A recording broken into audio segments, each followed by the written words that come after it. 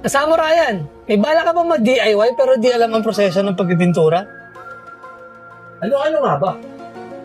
Talakayin natin yun ng mga basic steps ng pagpipintura. Ang unang step ay ang pagliliha. Bakit nga ba tayo nagliliha?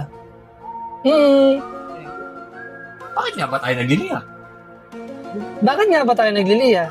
Kasi para matanggal natin ang old paint or stamp paint ng ating pipinturahan.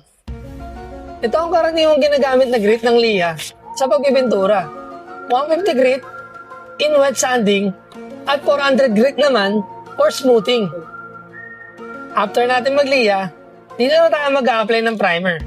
Ang primer ang magsisilbing pundasyon ng ating pintura at para maiwasan natin ang chemical reactions. After natin mag-primer, dito naman tayo mag-a-apply ng base color. Ang base color ay mag-e-enhance ng ating top color. Mga kasama meron nga pala tayong tatlong klase ng base color. Kung gusto natin ng light outcome, gagamit tayo ng white base color. Or kung gusto naman natin ng dark outcome, gagamit tayo ng silver color. At ang black naman natin ay ginagamit para sa mga chameleon at hologram. At ito pa ang tips.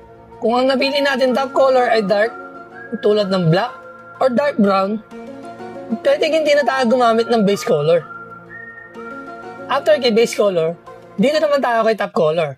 Yung top color is ito yung mga napili nating kulay or kulay na gusto natin. Ito na ang ating last step, ang top clear. Ito ang magbibigay protection sa ating pintura. So sa top clear, meron tayong dalawang klase. Isang matte at isang gloss. So yun mga kasama ang basic step-by-step process sa pagpipintura. Sana may natutunan kayo. Salamat! Peace! Mga kasama kamusta? Baka hindi ka pa nakapalo sa aming mga social media accounts na nandirito. I-search nyo lang ang Samurai Paint Philippines.